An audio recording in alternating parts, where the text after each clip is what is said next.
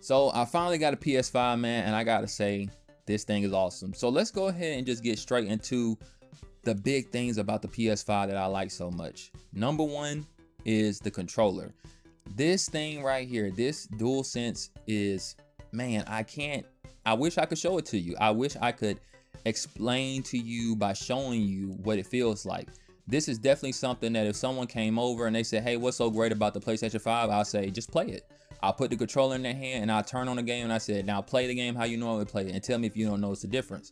Now, what I mean by that is the DualSense, its haptic feedback is so much superior than any other haptic feedback I've experienced in any other controller. So let me put it to you this way. If you're a Nintendo fan, because a lot of people that watch me play Nintendo, if you remember when Nintendo introduced HD Rumble and how cool that was and how you can actually, with games like 1-2 Switch and a few other games here or there, it really is not that many games Nintendo really uses HD Rumble in anymore. You could tell that there was a distinction between the Rumble and how detailed it was. Well, imagine if every game on the Switch was that. Every game used the gimmick because Nintendo and third party that worked on Nintendo actually cared to implement it. And imagine it being 10 times better than that. And then imagine it being in the triggers and your whole experience. So for anyone that's experiencing that, you know what I'm talking about. And Xbox players, you've experienced haptic feedback through triggers before with Xbox One. This is, again, way better, and you're not just going to experience it in a game like Forza or whatever. Every game I played on PS5 uses this feature.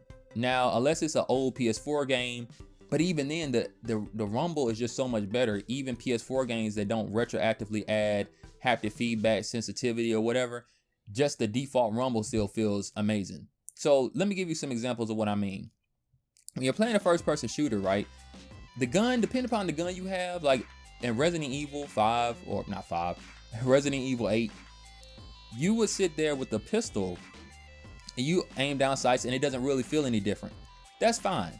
But when you pull out the shotgun, it's hard to pull down the aim down sight trigger. It's hard to pull down L2 because it's simulating that this gun is heavy.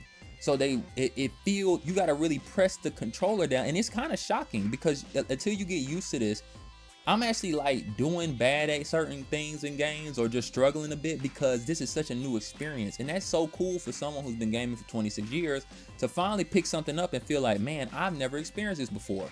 This isn't just the same old, but better. Like, this is just a completely different experience. So I'm playing Borderlands 3, a game I beat on PS4.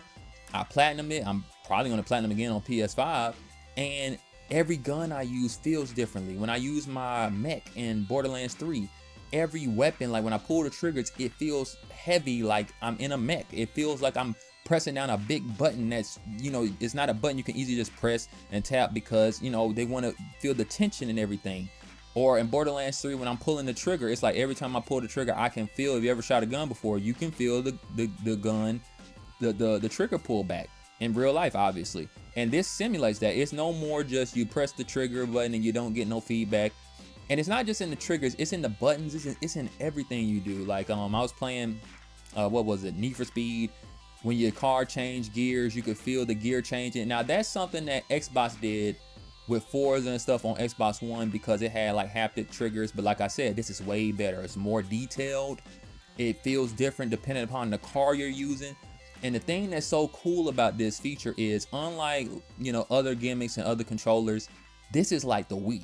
What I mean by like this is like the Wii, you know how the Wii, there's no getting around. You had to use the Wii's motion, or you had to use some type of waggle. You had to do something like with the Wii because it didn't have enough buttons to just ignore it.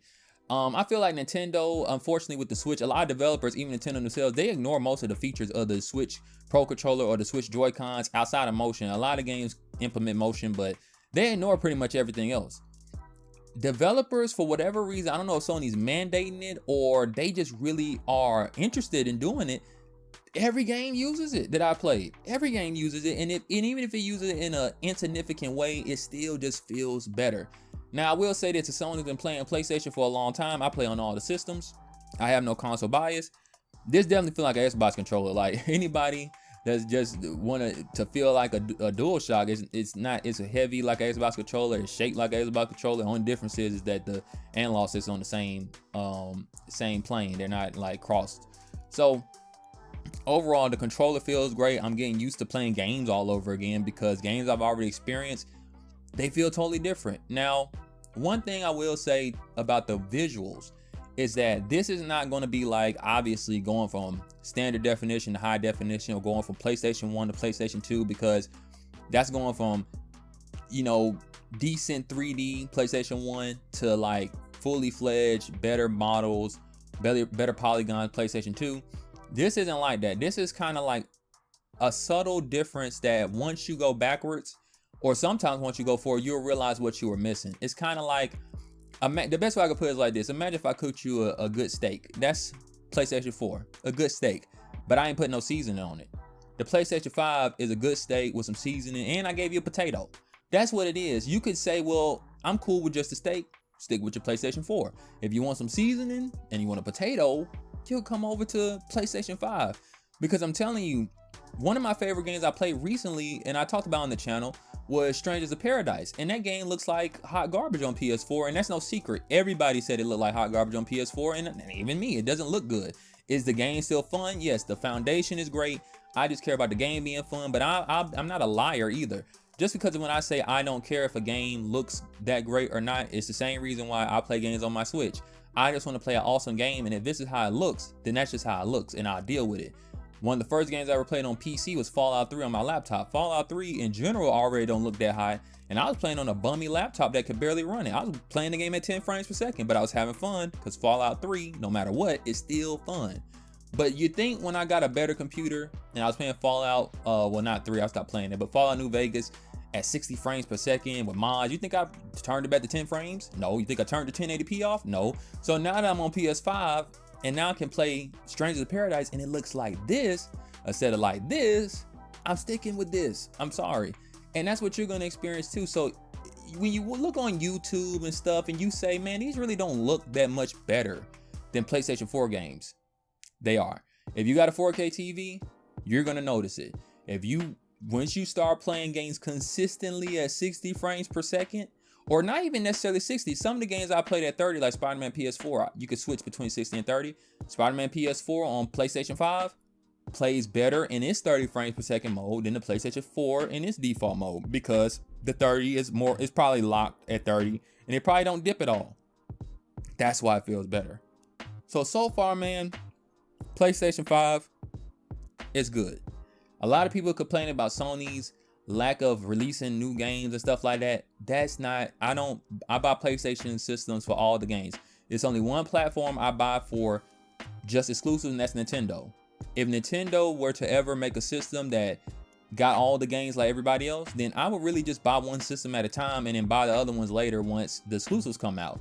But once all the exclusives come out, then I just buy the system later. It's kind of like what I did with the 360. 360 and PS3 basically had the same third-party games that I cared about. So I bought the PS3 later and picked up the exclusives I cared about later. But when it comes to exclusive games and people complain about that on PlayStation, if you play most games which are third-party and you're looking to upgrade, just go with the PlayStation 5. Why not the Xbox One? Well, it's because I don't have an Xbox Series X yet. But let me tell you what I've been told. One, the Xbox Series X don't got this controller. That in itself just makes it defeated. And it's one thing I want to point out in this video, even though this is about the PS5, is this. Physical media is important. PlayStation is still pushing physical media. Xbox is slowly getting away from physical media. They keep releasing games that don't come on the disc, or it's just a menu on the disc, and then you have to download which version of the game, or they just not releasing physical copies. Like I think Redfall don't have a physical copy. They claim one's going to come, but do you really think that game that didn't do too well, they're going to release a physical copy? Probably not. Starfield came out. That game looks fun. It's supposed to have a physical copy, but what's on the disc? Is it the whole game? Is it a portion of it? We don't know until someone tests it out. So if you care about physical media, you care about playing the majority of games that's going to come out and keeping up with the games that's coming out, and you want a controller experience that you can't get anywhere else, you go with the PlayStation 5. Anyway, that's the end of this video. Let me know what you guys think in the comments. Do you guys have a PS5? Are you enjoying it? Leave any questions you have in the comments. If there's anything you want to ask me so far with my experience, I'll let you know. And please excuse the video quality. Everything on the PS5 is running in HDR. I got to figure out how to set up OBS to deal with HDR because colors look crazy. But anyway, peace.